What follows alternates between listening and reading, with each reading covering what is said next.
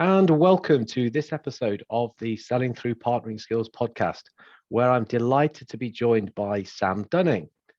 Sam is the sales director at WebChoice, but more importantly, he's a podcast host at the Business Growth Show. So pressure on me today to get this right because it's a really good podcast. Sam, welcome, mate. Hey, Fred. Good to be on, mate. Thanks for having me, and look forward to jumping into an exciting podcast with yourself. And take notes on what I'm like as a host.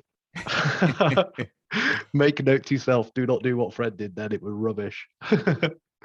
No, so you know the structure of this particular podcast. What we do is we go through these elements of PQ and how people can apply those in sales or perhaps more in business, if you like. I know that's what you focus on, particularly with your company's probably more involved in marketing than sales, but you have to sell.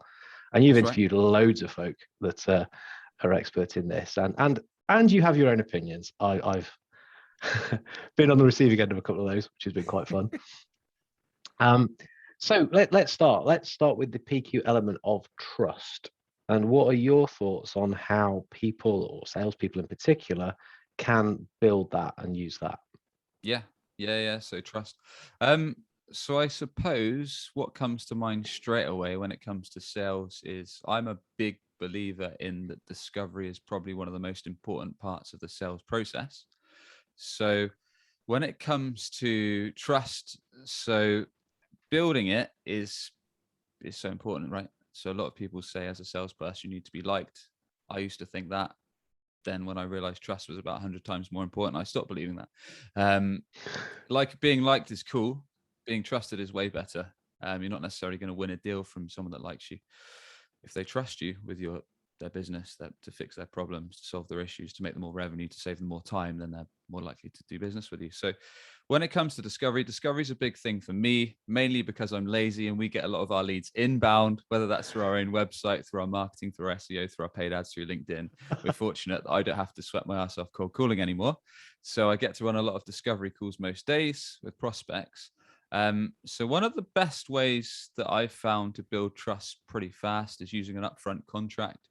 So essentially, when you're speaking to a prospect, not making them feel like you're 100% able to help them, because in truth, many people that you speak to, whether they're an inbound lead, an outbound lead, whatever, you're not always going to have the solution. Your product, your service isn't always going to be the best fit, right?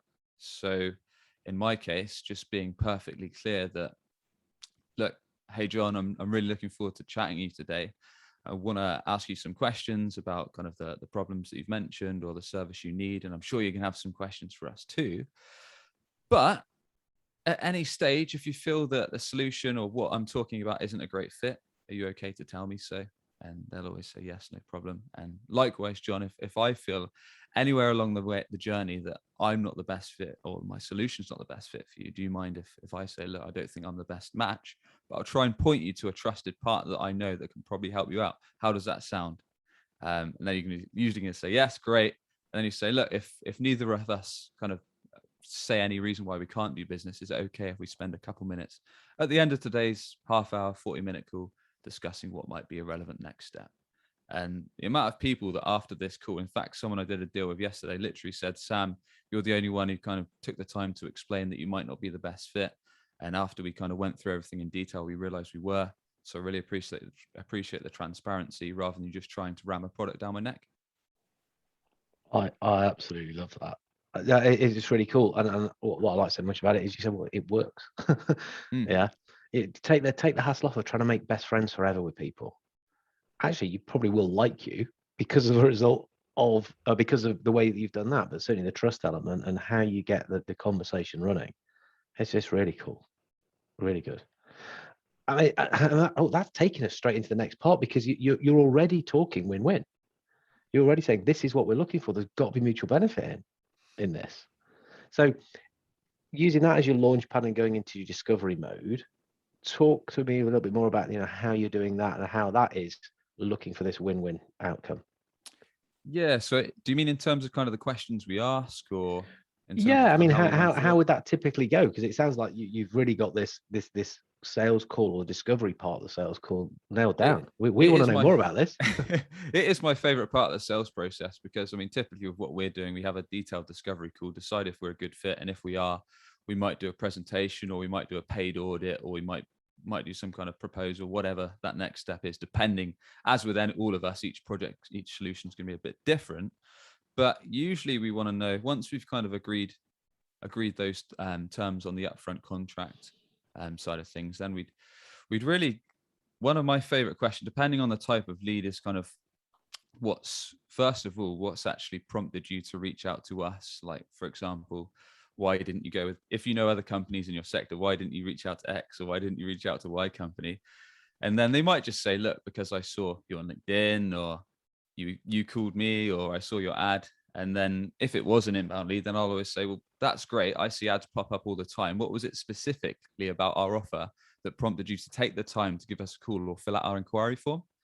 And then they'll give you a bit more detail. So in our case, they might say, look, I really like some of your work, or I really like this review. And it just gives you a little golden nugget that might come up as use later in the sales process, perhaps when you're doing a pitch or your demo, whatever it may be. And then there's a bunch of things that you need to kind of cover when you're doing discovery. So of course you need to kind of say, look, talk about kind of why have you reached out to us today, or why are we having this conversation? Take the time to learn about their business. If it is a product or service that you're offering, you want to dive into deep about learning how their business operates, kind of the product or service they're offering, things like the average order values around that, so you can understand even if your product or service is going to make sense for them, and even taking the time to understand profit margins if they are doing that kind of stuff. And then a crucial thing is understanding the trigger event. So once you've took the time to understand what they do, how they do it, what you want to ask why they want to do that now. So look, John, what's made you want to do this now? Why not 3 months ago? Why not 6 months in the future? Why do we have to have this conversation now? And that's quite a useful point. So you can actually scale the urgency of their need, because some people might just say, oh, I was just considering my options. I was just thinking about this. And that should usually send alarm bells, because you can see that there's no real urgency. Whereas if they say, look, let's say you're offering some kind of SaaS, software as a service solution, maybe you're offering like a CRM product, whatever, and they just say, look, our CM is really frustrating because we have to manually transport everything from Gmail for every new contact that comes in. Or maybe they say, look, our head of CRM's just left us in the lurch and we're really stuck. And that's great. Then you can just start digging, right? One of the best parts about discovery is just digging deeper. Then you can ask things like, well, why is that an issue? And they might say, well, we're $5,000 down because our sales team are having to spend days kind of manually inputting all this data. And you go, why is that an issue? Well, we're 10K already below our target for the month. And if we do this again for 3 months, then our chief revenue officer is going to be on my back. And then basically a big part of discovery is to keep digging until you get to the biggest part of the problem. So working out that, what we call a trigger event of why they need to do it now, understanding the importance of why they have to do it, and kind of going along the process. If you've kind of determined this is something you can help them out with, understanding things like their timeline, when do they want to get the best solution in place, understanding things like who's actually involved in the process. So if you've gone through all these steps and you've kind of realized there's some kind of fit, you've realized they've got a sensible timeline, you've taken the time to understand things like budget. So have they actually got the money in place to do business with you? And a lot of people say you shouldn't bring up money on the first call, but I completely disagree. Ultimately, if they don't have the cash to do business with you, you're wasting their time and yours.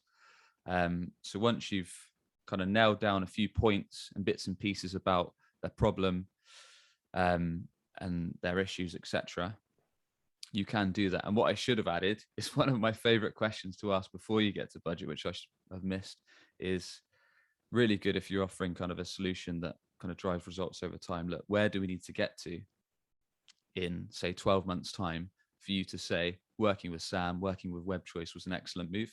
This is a question that I stole from Benjamin Dennehy. Works a treat, because then you get people to actually visualize the future. And if they've got a clear answer, like, look, we want to get to X amount of revenue, or I want to get to a position where I can hire 2 more staff, then you can see they're serious about it.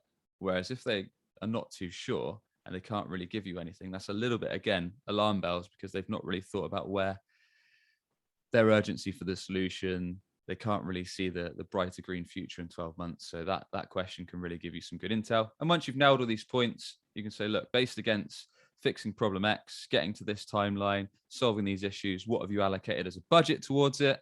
If they say, look, I haven't even thought about a budget, when I believe you really should bring up budget now.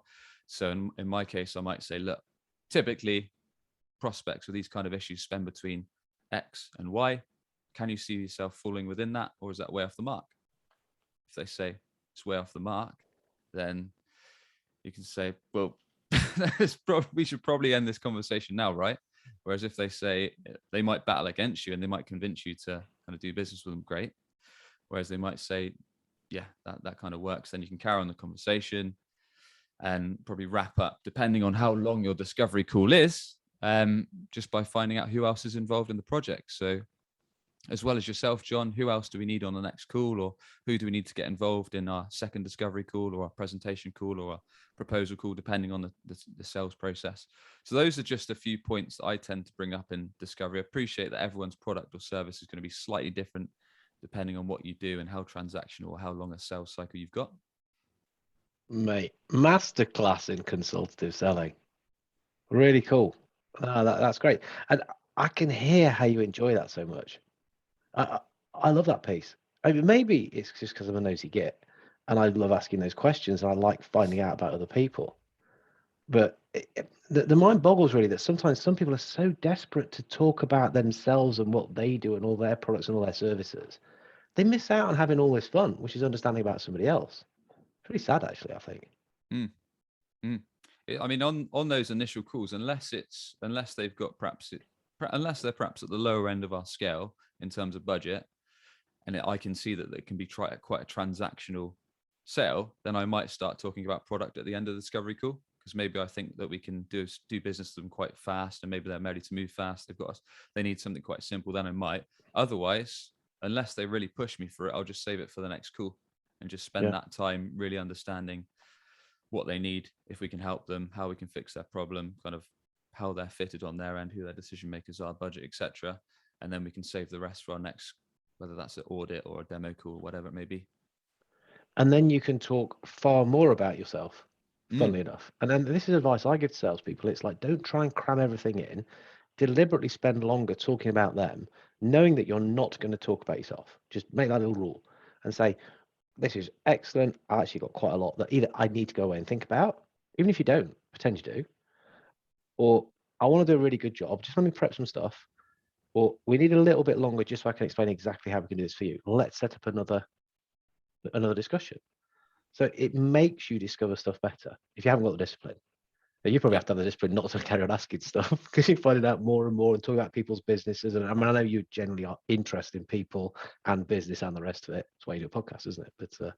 But I guess one of the best words, which I put on, I think there was a post on old Daniel Disney's page, The Daily Sales, that just said, I think it said something about you need to be energetic to be a great salesperson, something like that.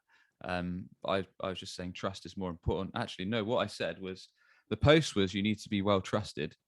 But I said, yeah, that's a good point. But you also need to be curious. You need to be genuinely curious as to kind of why they've agreed to have a conversation with you as a salesperson, if they're even qualified to do business with you, if their problem warrants your solution, and then if they've got budget, if they've got timelines, they've got decision-making power to do it. If you're not that curious, then you're not necessarily, sometimes you will, going to get all the intel you need to actually get the deal over the line later in the process. So having that curiosity is really important, in my opinion. I think, funny enough, I was doing a podcast this morning. I was guest on one from my old school, and I was asking some advice to a school leaver. I thought, oh my God, I can't think back that far. But I went for be curious, because it covers all bases, doesn't it? It's just, for a salesperson, 100%. Now, I suspect a lot of people leaving school don't want to go into sales, but just be curious, just be interested in people, interested in things. You'll do so well. And I sort of said that as a school leaver, and then I caught myself and said, actually, no, that's just good advice anyway, for anybody, any age. It doesn't matter. Agree. Cool. So let's move on and think about this, another element of PQ, another element of marketing skills, because you talked about, some of your deals might be fairly transactional, but it sounds like others are quite involved. And so this is where this kind of concept of interdependence comes into play. So that your success is going to be dictated by their success and vice versa, actually. So how can people, again, be more aware of that and kind of use that quite deliberately in the way that they approach sales?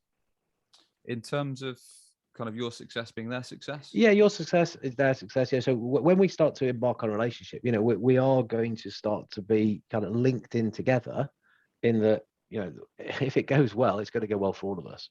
And it Got it. can't be. It's to do with the win-win, but it's kind of even more so. We've got to be aware of that interdependence.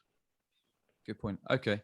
So I guess pinning it back to sales rather than account management in terms of kind of when you win the deal, and then perhaps working together as some reps might be kind of A's, account execs, and might do some account management. I guess in terms of that kind of thing, which is going to be more again in line with kind of deals with longer sales cycles, is agreeing deliverables. Yeah. So a lot of deals in my past especially have kind of fallen through because myself and the prospective customer hasn't really agreed on saying, look, we need to agree that we'll have maybe the project plan by this date, we'll have a timeline in place by this date, and the timeline is going to be, look, we get sign off from maybe the account manager, your financial director by this date, we agree that we're going to start implementation by this date, so this means we need to get the contract signed by this date, and your I don't know, your in-house tech team need to be ready to assist us by this date. So I guess mutual agreements are really, really strong.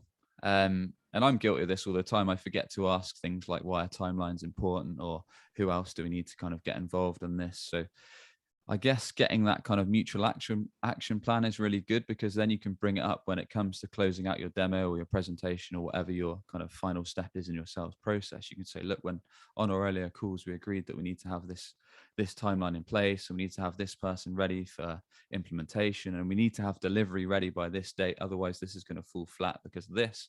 So if you've got all those bits and pieces of the timeline that you've both agreed on, and then you can bring that up during your pitch, your presentation, your demo, then they're going to think, well, this is fully thought through. And yes, I've already agreed to this. So yeah, they're right. I need to crack on with this because we've kind of mutually agreed the deadlines and why they're important.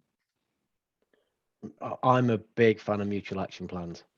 Though I've got to jump in and I've just got to correct the language here, because if Tom Please Williams do. is listening, he will tell me off. Yeah, he'll be after us. You know, outcome enablement plans is what we should be calling these, apparently. Okay. I'm And I good with can't that. really argue with him, actually, because Sounds good. actually it does what it says in the tin. What are we saying? Well, what's the deliverable? What is the outcome that you're looking for? We're looking for this. Okay, for that to happen, we've got to do this, this, this, and this. That is what's going to enable it, and this is the plan.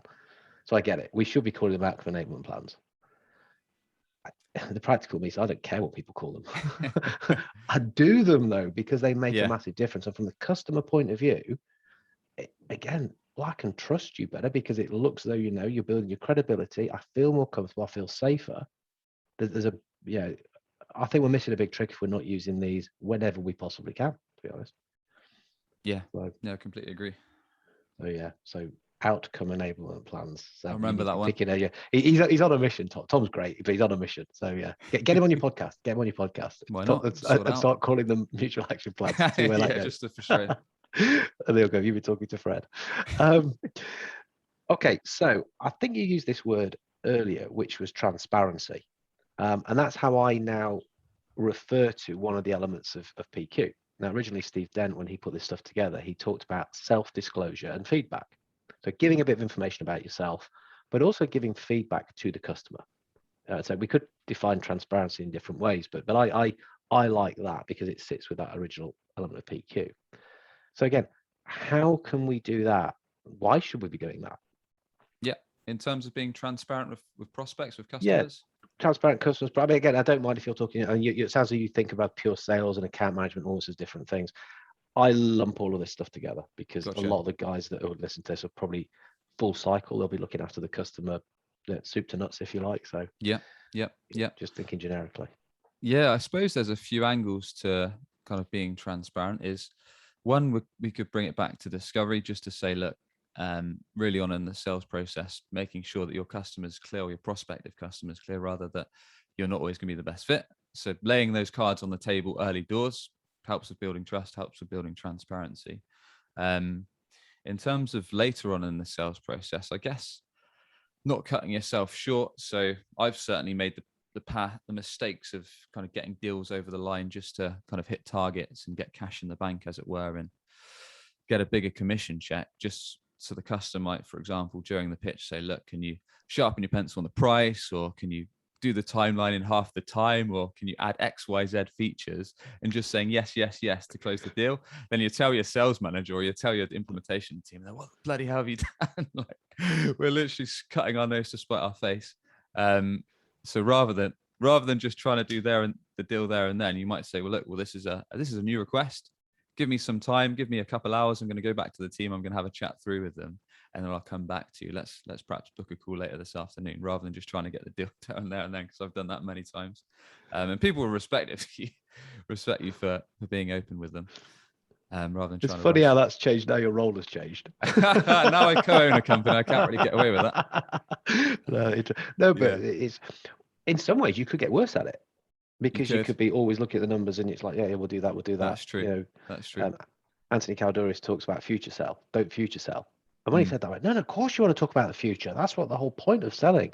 But when you hear him talk about it, he means is, like you say, can you do this? Yeah, of course we can. Do that. Oh, yeah, it does all that. Yeah. Oh, we could put that in. Development will sort that. Yeah. Because they looked at it, what have you just sold there? That's just a complete new product. Yeah, well, do Yeah. you want the business or not? Well, no, not like that. We don't. We don't make any money on it. I used to be terrible at it. Honestly, I've spoken on many podcasts. One of my I first was website hoping you were going to sales. tell me this story. You do know it? Please tell me again. I love it. I can listen to it all day. Literally, when I first started selling websites, selling digital marketing, literally I think it was probably the second day I got past a lead, took the call, gave the chap a phone call, and obviously took down a bit of his requirements. Was shaking probably at the time, because it was my first ever sales call, so I was nervous as anything. And after some time, he basically explained that he wanted a website that was pretty much the equivalent of LinkedIn. So, your small standard website, nothing too big. And I took down all the requirements, took down the features and this, that, and the other that he needed. And he said, look, I've only got a budget of £500. Is that okay? And I was just saying yes to everything, because I didn't have a clue. So my reaction was just to say, yep, that's absolutely fine. Ended up selling this deal, being the first ever call I ever made, but probably undersold the platform by about several £1 million. And thankfully, we never had to deliver it, because I think he understood that I was just, at the time, didn't have a clue what I was doing. And luckily we managed to palm him off with a couple smaller projects. So never had to deal with the law firms and the court fees. But got away with one there, but that was about 10 years ago now. That's so cool. It's so funny. You think, I know I've heard you talk about it before, but you think about it, guys, it's quite funny. But people do things like that.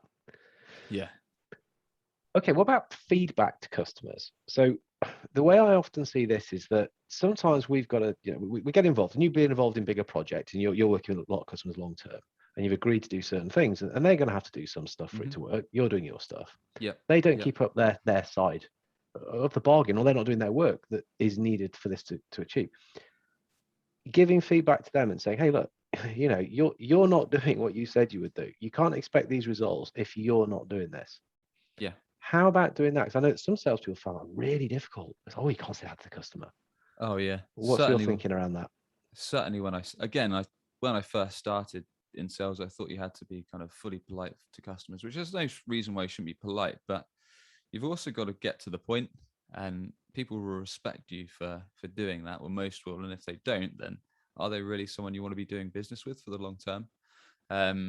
So yeah, I suppose if you're going to be doing an ongoing project, and especially if you're going to be account managing it or project managing it, then you need to bring it back to agree clear deliverables with your customer, i.e. we're going to have a discussion around progress like every month on this date, and by this time you need to make sure you give me this. So in our case, we might say that we need XYZ piece of content for this SEO project we're doing for them. And if we don't, then we're going to see a drop off in results, because this is a major part of the monthly milestone we need. So they need to understand what they need to deliver, why they need to deliver it, and the implications if they don't.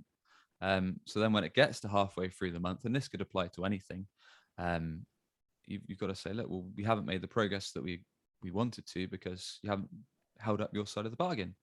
And if they're reasonable, they're going to say, well, look, we'll try and get to you as soon as possible. Apologies, we'll make sure that we'll kind of fix it up next time. But I think just being clear in your communication really is important, and just setting things down so the customer knows what's expected of them, and likewise they know what you're going to be doing on your end. So both deliverables are fairly clear, ongoing, and if things are going to change, let them know in advance.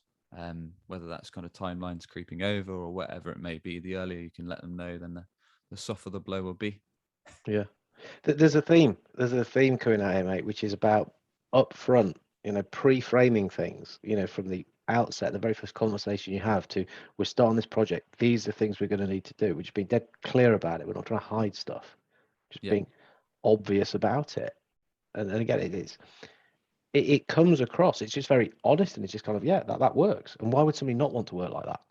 Yeah, exactly. So let's have a think about change then. So that's, again, another element of PQ is this comfort with change. Now, salespeople, we sell change. We're change agents. So again, what's your thinking around that? How do you manage that and understand change? Yeah. So I mean, I think if you bring it back to a sales conversation, then it's important in the sense that no people aren't going to go with your product or service if they don't think that it's going to add value to them in terms of transitioning from where they are now to where they want to get to in the future. So yeah, being able to, I guess, paint the picture. So what we often do is, I suppose, if I can give people actionable tips, is to make sure that everything you note down in discovery in terms of where people actually want to get to, and say 12 months down the line, is you've got a clear note of that. So if you are in the business of running demos, presentation, pitches, whatever, you've got a clear note of that. You've customized your proposal, your demo, your pitch deck you're offering to be relevant to where they want to get to in terms of your product. So when you're running through a recap of their goals, and then when you're running through the customized selection of how your specific offer can help them, you're saying, look, this feature is going to be really good because you said you wanted to be able to, I don't know, let's bring it to a CRM. You said you wanted to be able to run reports in just a minute, and you wanted to be able to see your sales predictions and sales forecasts all in one clear dashboard. So this tackles that issue. It also means you're not going to have to send each individual sales rep, because they're all linked in to their Gmail accounts.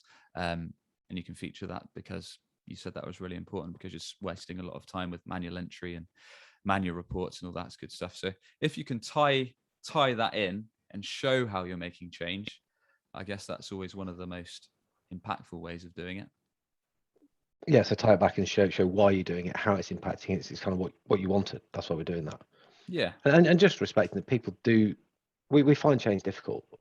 But if you're kind of almost sweetening it and saying, but this is why, this is where we're going to go, and have this kind of towards motivation, hopefully that'll help them somewhat in the uncomfortable bit of, yeah, we're going to go through this icky period. Yeah, but look at what it's going to be like.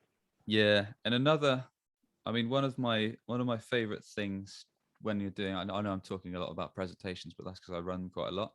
So Sandler, I love Sandler training, and they did a really good, I can't remember what it's called, but it was something like how to run a sales presentation. And throughout each step of your presentation, because again, if you're doing a sales presentation, you want to do an upfront contract at the start, i.e. saying, look, do you still have 30 minutes? Do we have everyone we agreed need to be involved in the presentation? We're going to run through your goals. We're going to run through our recommended solution. We're going to run through timeframes, deliverables, commercials. And then at the end, I'm going to ask you if it makes sense to move forwards, or if you feel at any stage it doesn't make sense, let me know. We can part ways friends. So where am I getting to? I forgot what were we talking about before? But just talk about change and how we're trying to make it, by setting out what the future is going to be. Yeah. A way of helping manage change and being dead clear. So as you go through but you've given us a really good way of introducing your presentation, mate. But yeah, like do that. We could just use that little clip. Happy just days. use that upfront contract again. But yeah, my point is, hopefully each section of your plan, your pitch, your demo is kind of showing how you're going to make bring the change that they want to the table with your offering. So as you're going through each part, and as you cross off, let's say, a recap of their goals, you ask them, do you believe that this is going to help you? Or are you comfortable that this is going to attack XYZ, or this is going to attack this issue, or how this is going to help you? If they say yes, great. Are you comfortable 100%? If they say anything less than 100%, you say, well, what do you need to see exactly to feel 100% comfortable? And then they're going to walk you through exactly what they want to see. And if you can get buy-in at each stage, and then you might recap their solution, you might show them your software. If you can get that 100% buy-in at each stage, you know they're probably going to say yes, agree to move forward. Whereas if they don't, you've got the chance at each segment of your pitch to walk through what they need to see. Basically, it's a long-winded way of saying it. No. But you gave context behind it, which is what we're for. It's a longer form podcast, mate. We're okay. We're good. We're good. No, and okay, it does lead us into that the last section of PQ, which is about having this future orientation, and that's what you've been talking about almost all the way through. It's like sort of having the upfront contract, as in this is where we're going to go. Even in that last little section, you're saying, look, that's what we're trying to achieve. That's where we're going. So, thinking on a bigger picture, having this future orientation, how can salespeople benefit from bringing that into into play? Yeah. I guess there's a lot of ways I could go with that. And I suppose one of the biggest things is, again, I'm just talking from my mistakes, is thinking that not every deal is a good deal. So what I mean by that is, just because marketing have passed you a lead, or just because you've generated lead from cold calling, wherever it's come from, doesn't mean it's going to be a sale. So thinking bigger picture, because most of the time, if you sell a bad deal, i.e. you cut it too short in terms of budget, or you try and over deliver, it's going to come and bite you back in the arse. Trust me, I've been there many times. So thinking more, is this going to be a good deal because our product's a good fit, because they've got problems we've solved, they've got a realistic time frame, they've got a realistic budget, they've also got the ability to bring in the decision makers, the other people in the organization that make sense to be involved in the process. Thinking bigger picture in terms of that, because that's going to serve you a lot better, because the chances are, if all those are a tick, then yes, they're probably going to do business with you and be a good customer longer term. So yeah, thinking about that from future sense is always good. That's probably one of my biggest pointers. Okay, no, and a very, very good one. Again, really good. And the beauty is these are genuine, because you'll say, I've been there, seen it, done it, or been there, seen it, not done it, not fun. Been there, seeing it, and doing it now, much more fun. Yeah, life's a lot happier when we're doing this stuff right. Definitely learn from my mistakes. Learn the hard jobs, and hopefully people listen to this and aren't going to. Some won't believe you. They'll go on to do it and they go, yeah, Sam was right. I'm sure. But no, they're really cool. I've got another question for you, actually. Bit different, bit off script. We're allowed to travel now, right? So you and I, we're going to go and we're going to get on a plane, and we're going to go somewhere to do some good. I don't even have to be to do sales or marketing or business. We're just going to do some good genuinely in a part of the world. Yeah, with our own fair hands. Should we get hands dirty? Where should we go and why? Should we go to Asia? Should we go to Africa? Or should we go to Latin America? I think I would probably choose Africa, mainly because it's probably from a helpful and a selfish point. Is this just a general question, as in? Just a general question. No, just you'll see what I'm asking to say.